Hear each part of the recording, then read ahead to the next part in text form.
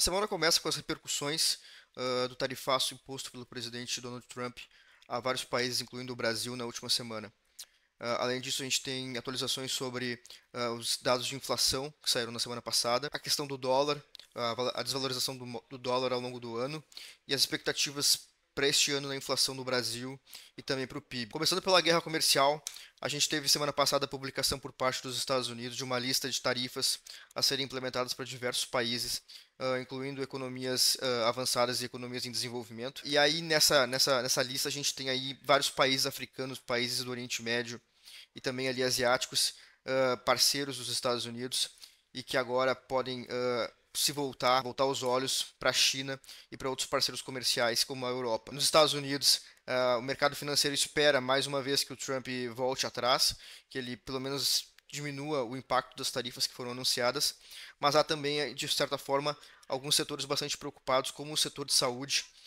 com relação ao aumento de preços e de insumos, né, que são consumo intermediário dessas empresas. Além disso, o Donald Trump anunciou uma tarifa de 30% para o México e para a União Europeia. Eles estavam em algumas negociações desde a última ameaça por parte dos Estados Unidos de taxar esses países.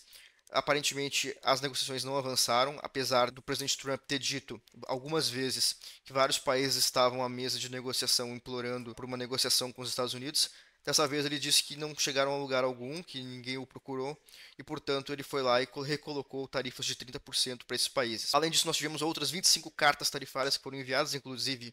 para o Brasil. A gente tem algumas manchetes, algumas notícias revelando que o governo brasileiro, inclusive, cogitou que a carta fosse falsa por não acreditar que ela viria dessa forma e que o anúncio seria feito dessa maneira, com tamanha taxa, 50%, né? Além disso, a Europa tem o dilema de retalhar os Estados Unidos agora ou tentar negociar mais uma vez. Aparentemente, eles vão tentar negociar mais uma vez, enquanto outros países devem partir para o campo da retaliação. No Brasil, esse tipo de situação envolvendo a política comercial americana, essa guinada protecionista nos Estados Unidos, ela prejudica, em particular, algumas empresas exportadoras que nós temos por aqui, como a WEG e a Embraer, e também produtos do setor primário, como o caso do café. Cerca de um terço do café consumido nos Estados Unidos ele vem do Brasil. E já no dia seguinte do anúncio por parte do governo americano, já teve um aumento ali de 3% no mercado local norte-americano de café, por conta do impacto, dessa expectativa das tarifas por aqui. A gente tem também ali uma notícia do Guardian, que saiu nesses dias, a respeito de alguns preços dos Estados Unidos já começarem a aumentar, inclusive preços de camisetas, né, que é algo que costuma ser muito barato por lá, começa a subir por conta das tarifas. Boa parte dessa produção ela é feita em países do sudeste, ali do sul asiático, e esses países agora enfrentam tarifas de importação na chegada dos seus produtos para os Estados Unidos, que deve aumentar os preços para o consumidor final norte-americano. Tem também aqui um levantamento da Bloomberg mostrando que, apesar de toda a questão tarifária envolver principalmente a China, os chineses emergiram desse caos comercial com alguns ganhos significativos. O primeiro foi um possível acordo com os europeus e com os africanos também, mas em particular com os europeus, a respeito de comércio e de cooperação comercial, e também um aumento bastante acentuado das suas exportações, com um superávit comercial bastante interessante. Por conta dessa busca, primeiro, de se antecipar as tarifas, ou seja, de vender o quanto antes para não ser impactado pelas tarifas, e em segundo ponto, da abertura de mercados que antes viravam as costas para a China e agora encontram na China uma possibilidade de escoar sua produção e também de adquirir produtos mais baratos que agora provavelmente não vão ser negociados com os Estados Unidos em alguma parte por conta das políticas que os Estados Unidos estão colocando em prática. Uma pesquisa da Real Clear Politics, publicada pela Bloomberg, mostra uma aprovação bastante descendente do governo americano, do presidente americano, desde janeiro,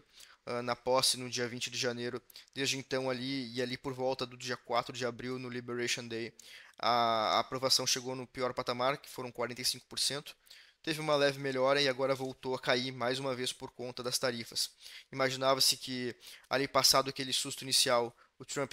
buscaria negociação, buscaria algum tipo de apaziguamento, mas ele aparentemente redobrou a aposta e voltou a plantar o protecionismo como política de governo. Do ponto de vista brasileiro, a gente não tem um problema, especificamente, os Estados Unidos não têm um problema conosco, nós somos deficitários do ponto de vista de comércio com os Estados Unidos, a gente não há um argumento comercial econômico que se sustente, mesmo o argumento do déficit comercial ele não faz muito sentido, como a gente já falou aqui algumas vezes, mas ainda assim não há déficit comercial dos americanos com os brasileiros, é o contrário. Somos nós que importamos mais do que exportamos para eles. E boa parte dessa exportação que nós temos para eles, ela se dá através de algumas empresas que produzem produtos agrícolas, produtos do setor primário, e algumas empresas bastante específicas, como a WEG e a Embraer, que vendem produtos para os Estados Unidos, como aviões, jatos e algumas peças e máquinas. Elas devem ser as principais afetadas nesse contexto. A produção agrícola não deve ser tão afetada quanto poderia, porque nós, de certa forma, nós competimos com os americanos nesse mercado. Os americanos também são grandes produtores agrícolas no mundo. Então a gente deve ter algum impacto, mas não muito substancial nesse sentido. Além disso, há uma revisão de expectativa, como vocês podem ver ali no gráfico da esquerda, na linha tracejada vermelha, de uma piora na balança comercial por conta do impacto das medidas americanas. De certa forma, a gente tem alguma certa capacidade de escoar essa produção para outros países, como a China e outros parceiros, mas ainda assim, do ponto de vista inicial, do ponto de vista de curto prazo, deve sofrer algum impacto mais curto-prazista, mais imediatista, em algumas vendas de alguns estoques que estavam se preparando para serem vendidos e agora não vão conseguir ser enviados para lá. Há uma possibilidade remota de que no início a gente tenha um impacto talvez positivo nos preços por conta do aumento de oferta interna, mas assim que a produção voltar a ser escoada para algum outro país, e talvez até com preços menores, de certa forma para liquidar esse estoque, a gente volte a ter um aumento dos preços por aqui. Entrando em Brasil especificamente, a gente teve semana passada a divulgação do IPCA, que continua bastante acima da meta de 3%, mas a gente tem uma boa notícia que ele começa a andar de lado, ele parou de seguir em alta crescente semana após semana, e a parte ruim, obviamente, é que os núcleos da inflação elas permanecem em nível bastante elevado, muito acima da meta de 3%. A gente pode ver ali nos últimos dois gráficos superiores, alguns núcleos da inflação permanecem inclusive acima de 4, 5, quase 6% ao ano, o que demonstra a incapacidade, a dificuldade, melhor dizendo, do Banco Central em combater o nível de preços tão elevado nesse sentido. Além disso, com o mercado de trabalho bastante aquecido e a gente tem tido vagas de emprego formal continuando sendo abertas,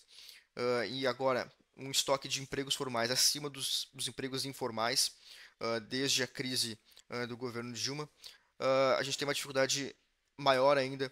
de colocar em prática a política de desinflação por parte do Banco Central, mesmo com juros em 15%. Essa sequência de contratações e de expansão do mercado de trabalho acaba pressionando a inflação e obrigando, levando ali o nível neutro dos juros para cima e obrigando o Banco Central a manter os juros altos por mais tempo, para pressionar a economia nesse sentido de se desinflacionar, né, de desacelerar, principalmente o setor de serviços que tem estado bastante aquecido. A prévia do PIB do IBCBR que saiu hoje, do indicador do Banco Central de Atividade Econômica, mostrou uma queda de 0,7 em maio, bem acima do esperado, o que reforça então que o Banco Central está usando os instrumentos corretos, né, que é uma taxa de juros bastante elevada para conter a inflação, e aparentemente a gente vai ter aí um pé no freio, talvez um pouco maior nos próximos meses, para conseguir levar a inflação em direção à meta, que de acordo com o próprio presidente do Banco Central só deve acontecer no ano que vem. Então até lá a gente tem um período bastante tortuoso de desinflação através de uma política monetária mais restritiva em ano eleitoral, o que não deve ser uma boa combinação de políticas. Do ponto de vista ainda de Banco Central, semana passada foi divulgada a carta do presidente do Banco Central a respeito do descumprimento da meta de inflação. A partir do ano, ainda desse mandato do governo Lula, a gente teve a mudança da meta de inflação para uma meta contínua. Antes era ano calendário, a meta era definida anualmente, agora ela é uma meta de 3%, ad eterno, até que se diga o contrário, e ela só pode ser alterada 36 meses anterior à sua vigência. Ou seja, se hoje quisesse mudar a meta de inflação, é só daqui 36 meses ela poderia entrar em vigor. Toda vez que a inflação sai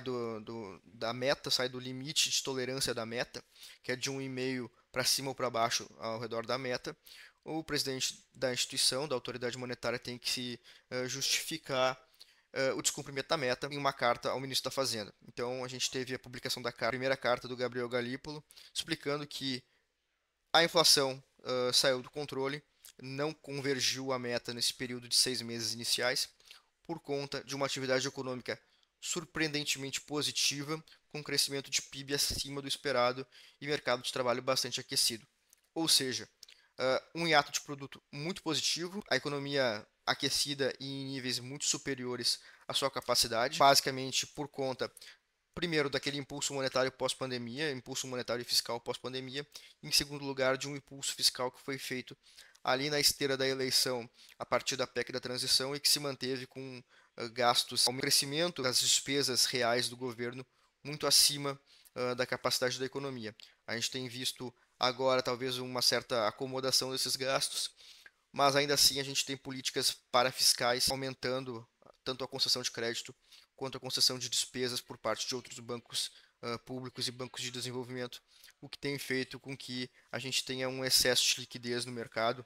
e isso leve a inflação a se descolar muito fortemente. Ele cita também as expectativas de inflação desancoradas, o câmbio, que no final do ano passado prejudicou bastante a questão inflacionária, porque a gente teve um aumento bastante rápido que foi repassado para os preços, e também uma questão climática que sempre afeta a questão de safra e produção de energia, ainda que elas não estejam na conta do núcleo da inflação. O presidente do Banco Central admitiu então que o descumprimento deve permanecer até 2026. É inviável de se fazer com que a inflação convirja a meta de 3% em um período inferior a isso. A gente tem a curva de juros se comportando de uma maneira bastante peculiar. Em alguns momentos ela reduz na ponta mais curta, aumenta na ponta mais longa e vice-versa, por conta desse cenário de incerteza, principalmente em relação à questão fiscal, mas também em relação a uma questão mais de curto prazo, que é a questão que envolve a eleição do ano que vem. Com a dificuldade de se prever um cenário e agora com a questão tarifária do Trump,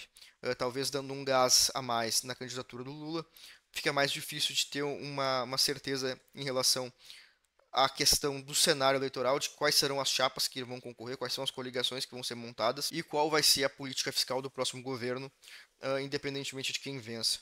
Nesse sentido, a curva tem precificado os juros mais altos por mais tempo, tanto na ponta curta, ou seja, no curto prazo, 26, 27, quanto na ponta longa, ali nos próximos anos, 5, 6 anos. Já nos Estados Unidos, a gente tem mais uma vez algumas ameaças por parte do Trump em relação ao Fed, que é um órgão independente nos Estados Unidos. Ele já tem dito, ele tem sinalizado que as taxas de juros deveriam estar em 1%. Lá hoje elas estão em torno de 4,5% ao ano. Ele várias vezes pediu a demissão do presidente do Banco Central americano. E agora ele começa a indicar que escolheria, de certa forma, um shadow cabinet, né? Ou seja, um Fed paralelo para atuar até a posse do próximo presidente, o que indicaria que esse próximo presidente, por ele escolhido,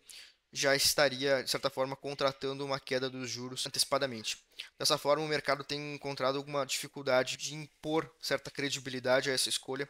por conta da influência da intervenção do presidente americano na autoridade monetária. A gente vê que basicamente ali, a partir da eleição em outubro de 24, novembro de 24, e principalmente ali final do ano, virada do ano, a gente teve uma queda bastante acentuada nas probabilidades de corte de juros nos Estados Unidos, tanto porque a questão tarifária quanto a questão fiscal e até a questão migratória pressionam preços, fazem com que as alocações de recursos na economia acabem encontrando caminhos que sejam mais vantajosos no curto prazo do que aqueles que seriam mais eficientes e obrigando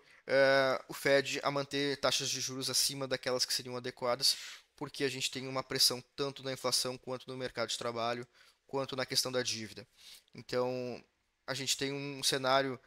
de política monetária nos Estados Unidos que se assemelha bastante àquele cenário do governo Dilma I, em que havia bastante pressão por parte do governo em relação